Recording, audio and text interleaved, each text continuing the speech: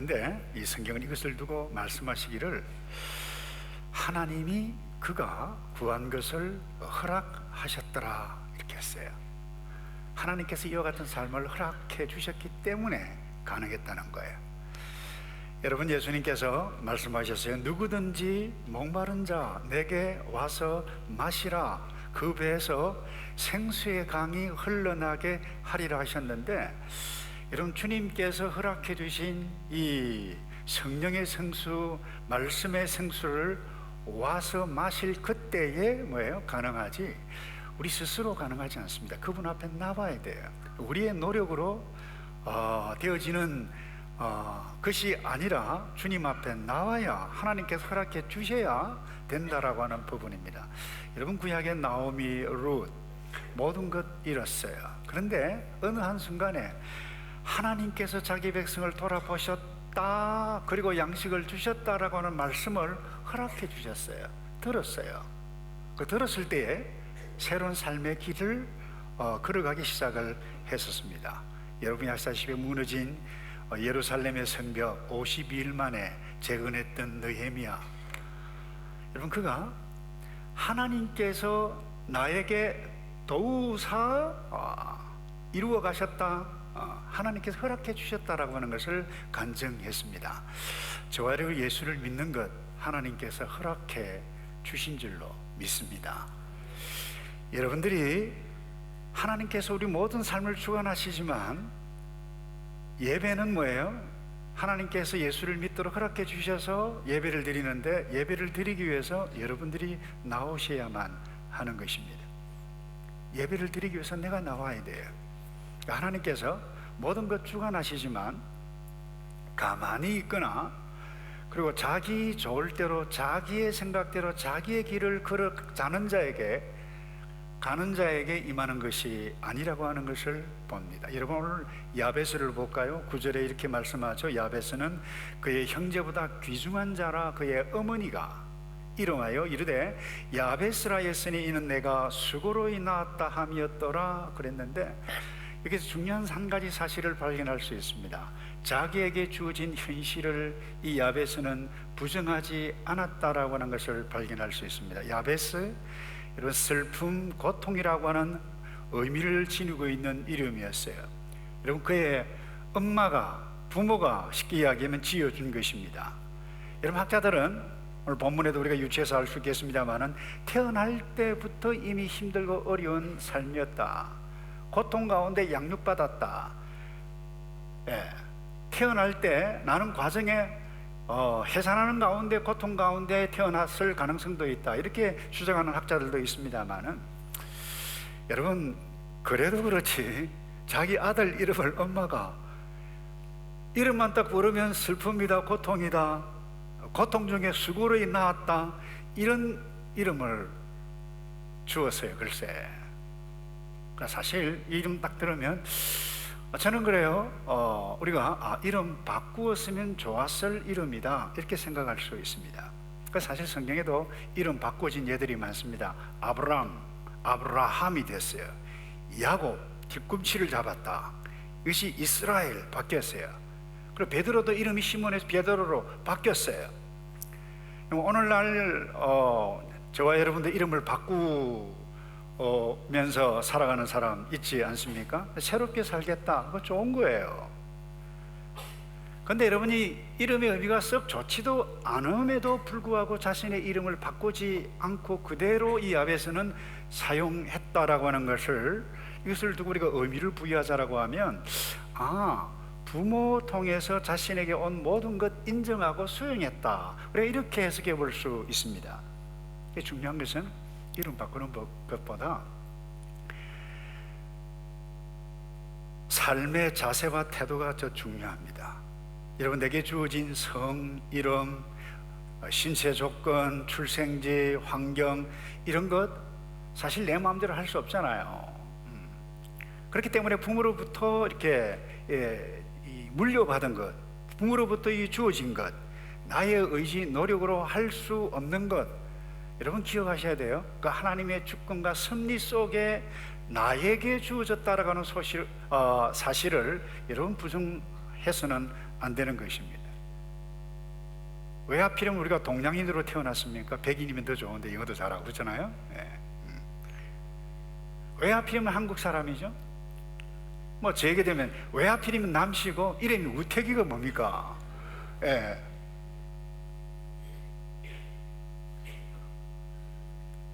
여러분 이렇게 생각하면 행복할까요, 여러분? 왜 난 첫째로 태어났지? 왜 동생들 돌봐야 되지? 근데 둘째는 왜 난 항상 샌드위치지? 난 존재감이 별로 없어.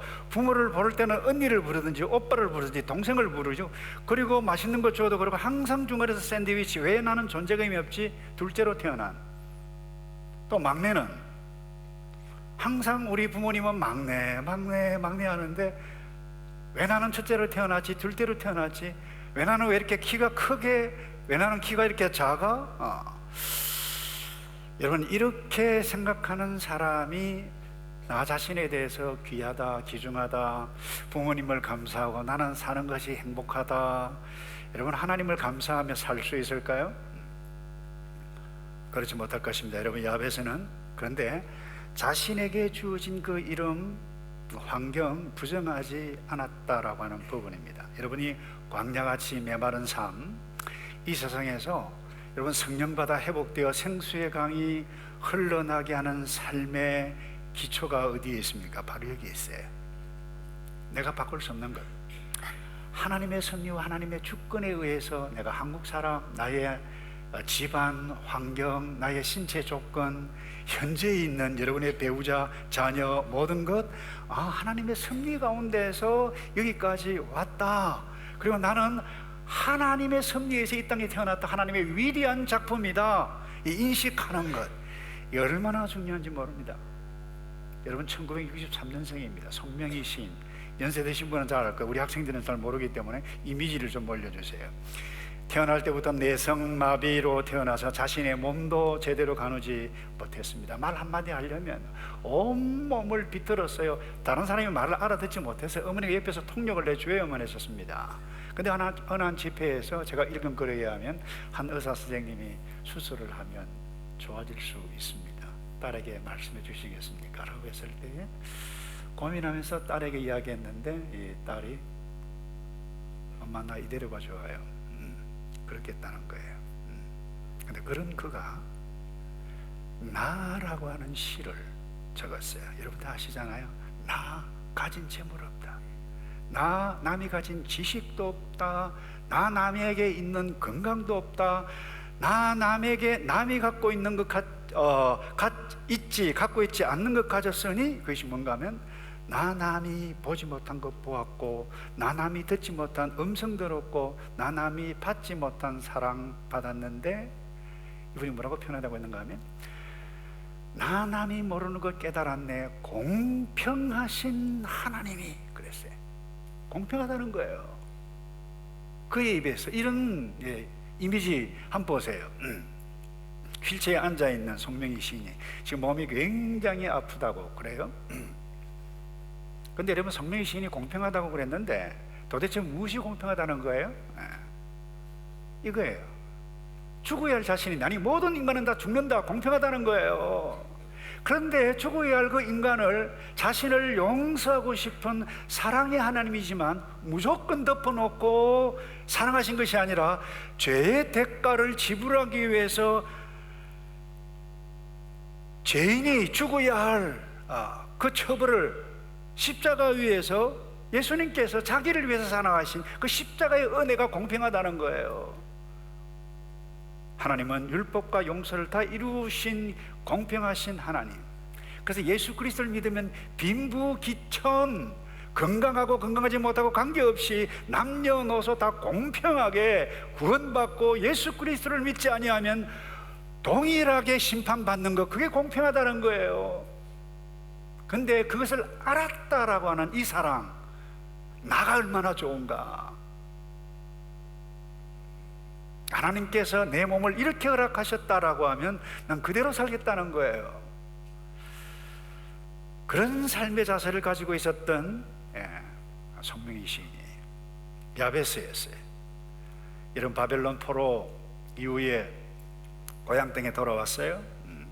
유대인들이 그 백그라운드 가운데 쓰여져 있는 것이 역대기입니다. 이 야베스 가정 또 마찬가지로 정말 먹고 살기 어려운 형편이었습니다마는 그는 그 시대에 태어난 것 원망하지 않았어요. 이런 가정에 태어난 것, 이런 모습으로 태어나게 된 것인 것 인정했다라고 하는 부분입니다. 첫 번째 나누기를 원하는 부분이 이 부분입니다. 혹시 여러분 가운데 혹시 부모를, 현재 상황을, 여러분의 자녀를, 현재 있는 상황, 여러분의 배우자, 여러분이 선택해서 그러나 하나님의 섭리 가운데 이미 주어졌어요. 그 원망하시는 분 있나요?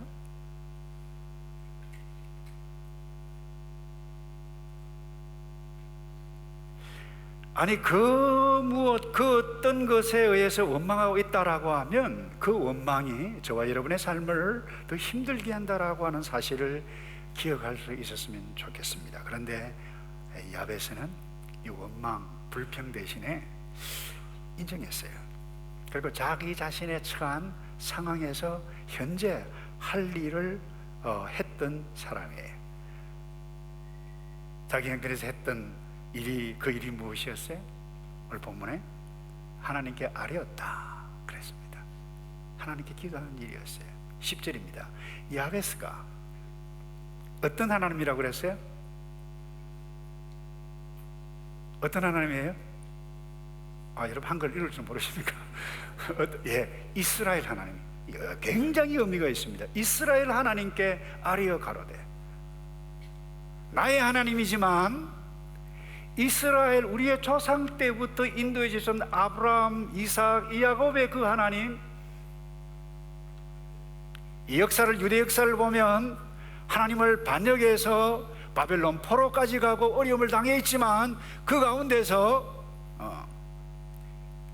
역사에 주셨던 하나님을 부르면서 기도해 가고 있어요. 여러분, 주어진 이 야베스의 환경 고통스러울 만큼 좋지 않았습니다만은 자기 자신이 할 일을 찾았는데 이스라엘 그 하나님께 기도했어요. 기도한 내용이 구체적입니다. 오늘 이 세 번역에 요즘 번역된 것은 하나님 복 주시려거든 이렇게 되어져 있는데, 원래 계획판이 좀 더 원문에 가까운 번역이라고 봐요. 내게 복을 주시옵소서, 복의 복을 더하사, 이런 말이 있어요. 하나님 제게 복을 주십시오. 나의 지경을 넓혀 주십시오. 환난에서 벗어나서 근심이 없게 해 주십시오.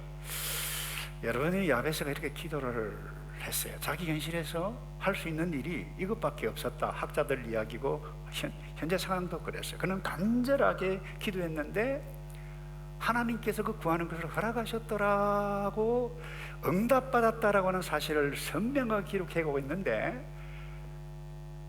제가 조금 전에 말씀드렸습니다만 이 역대기는 바벨론 포로 직후에 에스라가 기록했다라고 하는 것이 히브리 전통도 그렇고 우리 학자들도 그렇습니다. 그렇게 봐요. 근데 여러분, 이 야베스의 삶이 다른 사람들과 달리 왜 이렇게 이 족보 가운데 짧은 문장이지만 다른 사람과 달리 길게 부각시켜서 기록한 이유가 무엇일까? 이 제이 바튼 바레인이라고 하는 펜이라고 하는 학자는 이렇게 이야기를 해요. 포로 시대 이후에 어려움으로 낙심하고 있는 백성들을 격려하기 위해서 역대기, 역대 상하 전체를 저술했다. 그러면서 이렇게 이야기해요. 바벨론 포로 위에 고향 땅으로 돌아왔지만 이들이 폐허가였습니다. 메마른 삶이어서 모두가 사는 삶 자체가 힘들었습니다. 거기에 대해 성경도 재건해야만 했었습니다. 이민족이 왔었어요. 갈등도 있었어요. 얼마나 어려웠는가 하면 성전에서 일했던 레위인들이 먹고 살기 힘들어서 성전을 봉사하는 것을 그냥 두고 도망가는 주랭랑을 넣는 일들이 느헤미야도 있고 여러 부분에 기록이 되어져 있는 그때 힘든 상황이었어요. 바로 이때 이스라엘 역사를 이 에스라가 쭉 길게 창세기부터 바벨론 포로 이후까지 기록해 갔던 이유가 뭡니까? 그 가운데 간헐적으로 이와 같은 사건을 기록해 가고 있습니다. 이스라엘 역사가 타락을 내서 이 바벨론의 포로가 되어졌지만 그 가운데 이스라엘 역사 가운데 히스기야를 등장을 하고 여호사밧의 기도로 말미암아 승리하는 스토리들을 간헐적으로 써가고 있는 것을 보게 될 뿐만 아니라 오늘 인생 밑바닥 흙수저였지만 이 야베스가 기도할 때에 들으셨던 이스라엘의 하나님, 이것을 드러내기 위해서 이 야베스를 통해서 뭐예요? 하나님은 자기 백성을 돌아보시는 분이다, 이것을 위로하기 위해서 썼다라고 하는 거예요. 그 한마디 이야기하면 오늘 본문에 대부분 야베스가 기도했다, 응답받았다, 여기에 포커스가 있는 책들도 많이 나와서 틀리지 않았어요. 그러나 더 중요한 것은 원초적으로 하나님께서 자기 백성을 돌아보신다. 언제요? 돌아오면. 하나님 앞에 돌아오라는 메시지예요.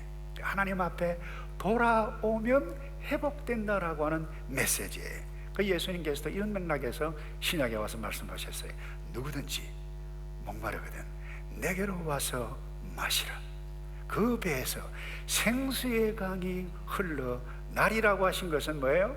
무엇을 강조하고 있어요? 예수님 앞에 먼저 나오라는 거예요. 예수님을 알아라는 거예요. 예수님을 메시아로 인식하고 믿으라는 거예요. 나오면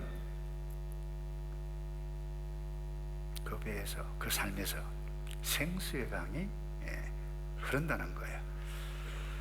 여러분, 저와 여러분들이 뉴질랜드에서 잘 사려고 그런 목적으로 여기에 왔는데 모든 것이 마음대로 잘 안 되는 분 적지 않지 않습니까? 여러분들을 옴수려 들게 하는 것이 무엇입니까? 비자입니까? 영주권입니까? 아니면 여러분의 자녀입니까? 여러분의 부모입니까? 여러분의 사업입니까? 재물의 모자람입니까? 아니면 지혜의 모자람입니까? 여러분을 움츠리게 들게 하는 것이 무엇입니까? 여러분 자녀 결혼인가요? 자녀를 얻지 못함인가요? 여러분 이 야베스처럼 기도에 가는 기도의 인물이 되기를 바랍니다. 나의 지역을 넓혀주시고 주의 손으로 이것을 도와 주시옵소서. 나를 환난을 벗어나 내게 근심이 없게 하라. 이 얼마나 절박한 기도예요. 입을 열어 말을 냈어요. 절박했어요. 그는 하나님께 기도할 때에 어저께 우리가 지난주 공부했죠.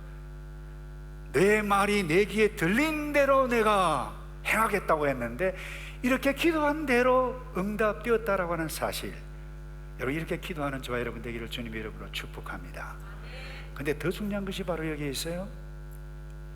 여러분 기도하는 목적이 내가 원하는 것 얻는 데 있다, 여기에 행복이 있다. 행복이 있어요. 좋아요. 하나님께 기도하라고 말씀하셨어요. 근데 여러분 우리가 원하는 것 기도해서 또 얻었어요? 원하는 게 없나요? 또 있어요. 근데 원하는 것이 나의 일차적인 목표이면, 나의 궁극적인 목표이면 끊임없이 여러분은 뭐예요? 비교하고 불행해질 수 있습니다.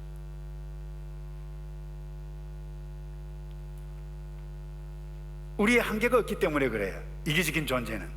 그래서 오늘 이 에스라가 여러분 이 역대상 전체를 통해서 예수님께서 하신 말씀의 의미가 뭔가 하면 하나님이에요. 하나님께 돌아오는 거예요. 내가 원하는 기도 제목대로 얻는 선물을 얻기 위해서 기도 마땅히 하고 기도 간절하게 기도해서 얻어야 되는 거예요. 그러나 이보다 더 중요한 것은 선물을 주시는, 나의 기도를 응답해 주시는 거예요. 하나님 앞에 나가고 그 하나님과 함께 더불어 사는 것이 하나님께서 저와 여러분에게 간절하게 원하는 것이라고 하는 사실을 놓지 않기를 축복합니다. 그래서 여러분 야베스의 기도라고 하는 책을 쓴 이 헤럴드 스미스라고 하는 분이 있는데요, 이분이 이렇게 기록을 했어요. 기도는 모든 것을 가능케 합니다. 이 말이 위대하지만 조심해서 사용해야 한다고 했습니다. 주로 이런 말을 사용하는 사람은 자신이 무엇을 얻기를 원하는 사람들의 기대감에 대한 확신을 주기 위해서 합니다. 물론 틀린 말이 아닙니다. 그러나 기억하십시오. 기도는 내가 원하는 것 무엇을 얻기 위한 구하는 것보다 더 중요한 것이 있는데 뭐예요? 하나님을 신뢰해가며 그분과 친밀한 교제를 나누는 것이라고 했어요. 이런 의미에서 우리는 기도해야 돼요. 필요한 걸 기도해요. 그것으로 인해서 하나님이 너무너무 좋기 때문에 은혜를 누리는 거예요. 나 무엇이 필요한 것 없어, 그래서 난 기도하지 않아도 돼, 이런 사람이 있나요? 예수님 필요한 것 하나도 없었습니다. 모든 것 전지전능하신 분인데 그분이 이 땅에 인간의 몸을 입고 오셨을 때 필요한 것 없어요. 근데 그분은 매일 하나님과 교제를 하고 하나님과 아버지 하나님과 기도하셨어요.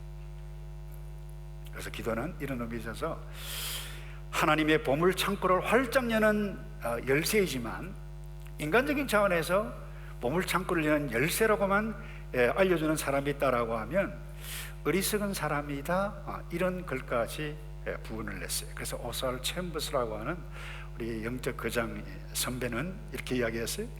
성경이 말하는 기도는 하나님을 알아가는 수단입니다. 그렇게 이야기했어요.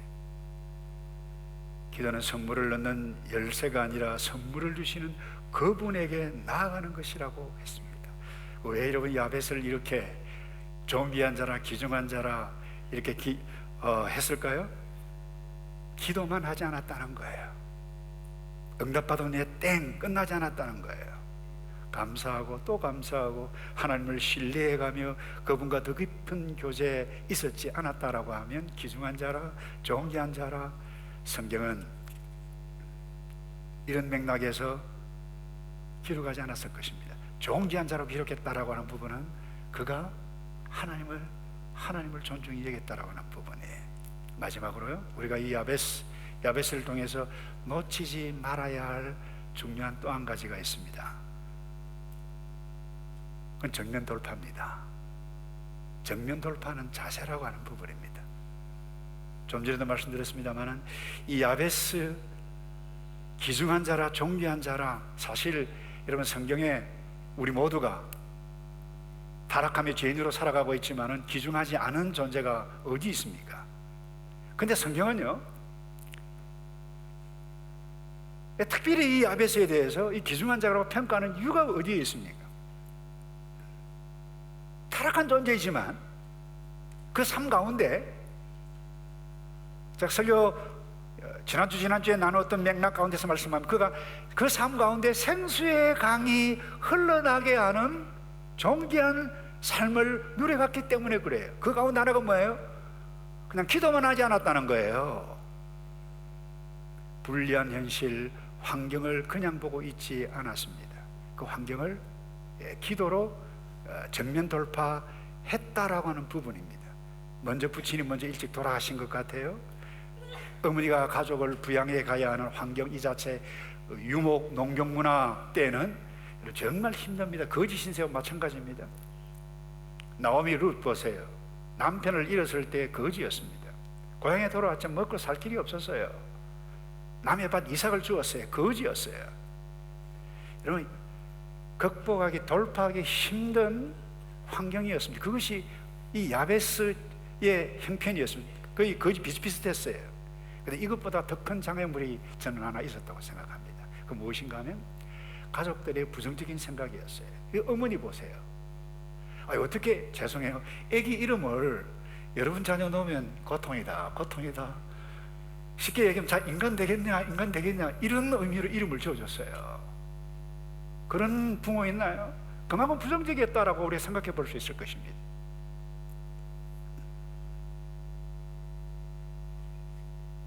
내가 고생하면서 이 아이를 낳았다, 그런 의미의 야베스가 이와 같은 분위기인데 자기 형제들이 긍정적이었을까요? 저는 그렇게 생각하지 않습니다. 도움이 되지 못했던 환경뿐만 아니라 부정적인 사고방식을 가지고 있었던 것은 엄청난 더 큰 방해물이요 장애물이었다고 저는 생각합니다. 그런데 이 야베스는 이것을 정면 돌파했다라고 하는 부분입니다. 여러분, 이 땅에 살면서 그 어떤 사람도 어려움 때문에 고통 중에 실망하고 좌절을 경험하지 않는 사람은 아무도 없을 것입니다. 그런데 여러분, 꼭 기억하셔야 할 말이 있습니다. 나의 인생의 크기는 나 자신의 환경과 나의 능력의 크기로 결정되어지는 것이 아니라 우리가 알고 우리가 믿는 하나님의 지식의 크기에 달려 있다고 누가 이야기했어요. 그래서 예수님께서 누구든지 목마르거든 내게로 와서 마시라, 내게로 와서 마시라 그래. 와야 돼요. 오면 뭐 한다는 거예요? 예수 그리스도가 누구라고 하는 지식이 있고 그 지식의 크기가 점점점 넓어지고 깊어져 간다라고 하는 부분입니다.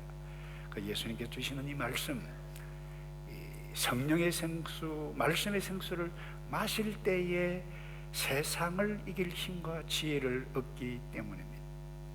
그래서 성경에 하나님께 손을 내밀어 신뢰하고 하나님 앞에 하나님께 나오는 사람들 가운데 거절당한 사람은 단 한 사람도 없습니다.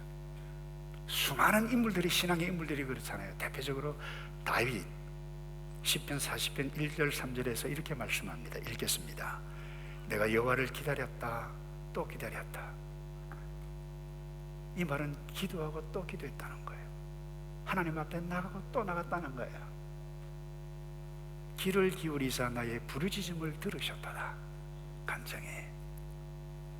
나를 기가 막힐 웅덩이와 수렁에서 끌어올리시고 내 발을 반석 위에 두사 내 걸음을 경고케 하셨다.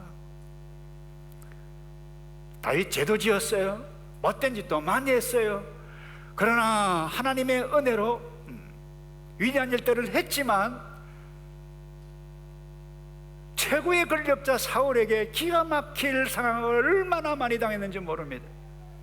그런 가운데 여호와를 기다리고 또 기다리고 기도했어요.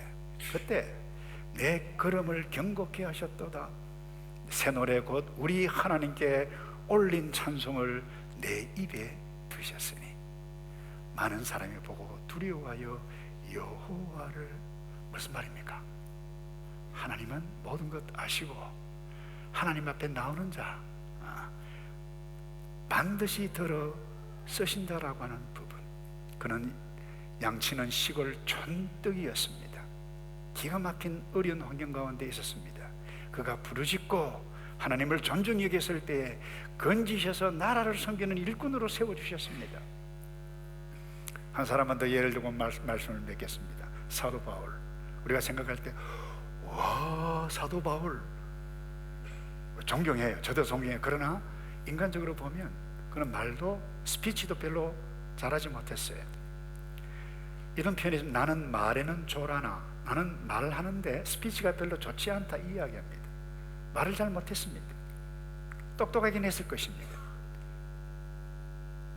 몸에 치명적인 질병이 있었습니다. 얼마나 치명적이었는가 하면 사단의 가시라고 할 정도였습니다. 그럼에도 불구하고 여호와를 기다리고 하나님 앞에 나가고 주님 앞에 나가고 부활하신 주님 붙잡고 그분과 함께 교제를 나누어 갔을 때에 그가 뭐예요? 정부라 팔을 다니면서 복음을, 교회를 세웠어요. 사람을 세우고 말씀을 가르치는 두란노 세원을 세웠을 뿐만 아니라 그가 기도하는 것마다 허락해 주셨어요. 하나님, 주님, 내가 로마도 보아야 되지 않겠습니까? 라고 했을 때 하나님께서 허락해 주셔서 로마까지 갔어요. 비록 죄수의 모습이었지만. 그래서 그에게 직면한 그 어떤 장애물도 하나님 앞에 기도하고 하나님께서 허락하셨을 그때의 장애가 아니었습니다. 은혜의 수단의 도구였다라고 하는 부분입니다. 사랑하는 성도 여러분, 여러분의 삶을 풍성케 해가고 생수의 강이 흘러나게 하는 그 어떤 방해 요인이 무엇입니까? 건강입니까? 말이 어눌한 것입니까? 신체의 장애입니까? 어떤 불편한 인간관계입니까? 그 어떤 것도 나를 하나님께서 내게 주신 이 고귀한 삶을 막게 해서는 안 돼요. 상해 내버려둬서는 안 돼요. 하나님을 더 알고 더 믿고 더 믿고 더 알기 위해서 성경을 읽고 기도해가고,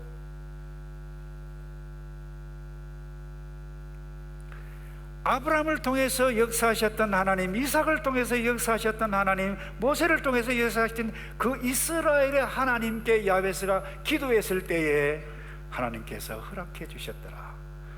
하나님께서 저와 여러분 이와 같은 삶을 허락해 주시는 위대한 삶을 경험해가는 저와 여러분 되기를 축복합니다.